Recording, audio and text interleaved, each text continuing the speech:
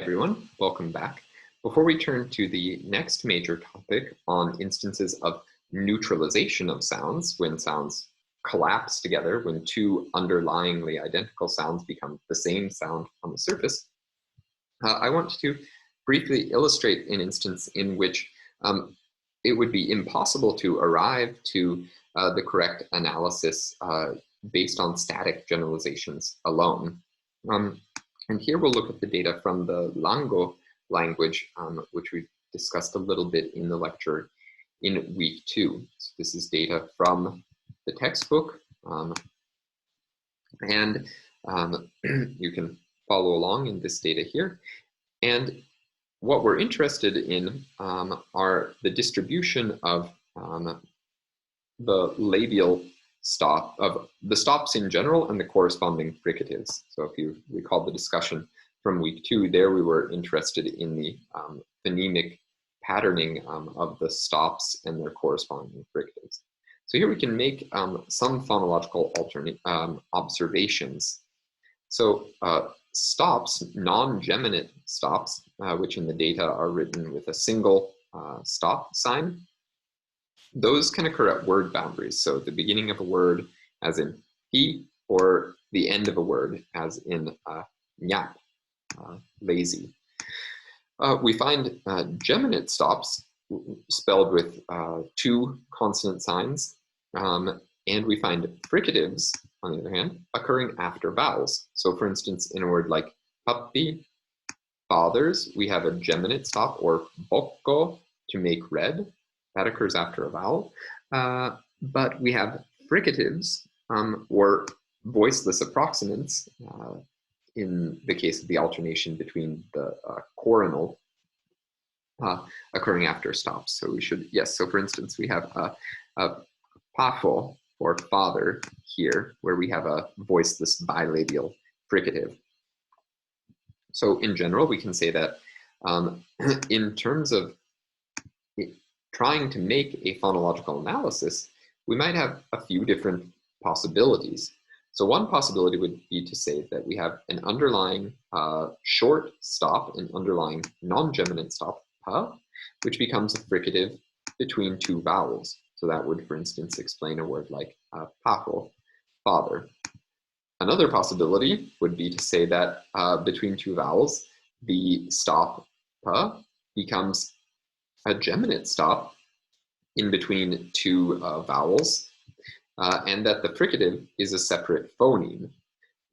So an instance is where we have, let's find, so for instance, the geminate stop in dipo, the verb for to smash, that would be derived from an underlying single pa, whereas the word for father would have a underlying fricative.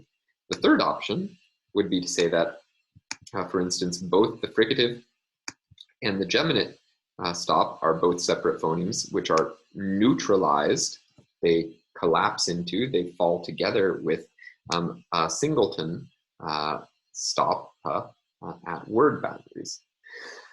So among those three options, one could write, without further information from the morphology, it would be possible to write phonological rules that would work for all three of these analyses.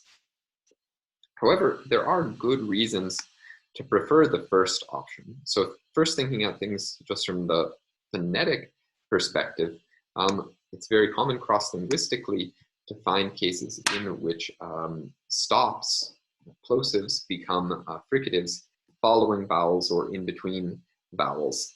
That's certainly more plausible than the second option. And it's also, I think, somewhat simpler than the third option, which would require this neutralization of of a fricative phoneme and a geminate stop phoneme. In order to actually prove that the first option is the correct option in this case, we can look at some morphological information. So here, what we are concretely looking for are dynamic patterns. And in particular, we can try to find morphologically related forms that show us, that can help us see what's happening in the data. So for instance, we find words like nyap lazy, and nyafo, laziness, in the data. So it looks like here the word for this abstract noun, laziness, I would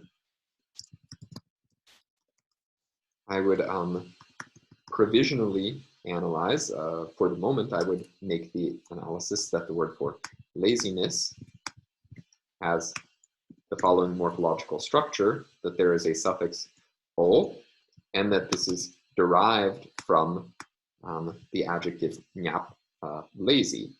And we can see then there would be an alternation. If we compare these two forms,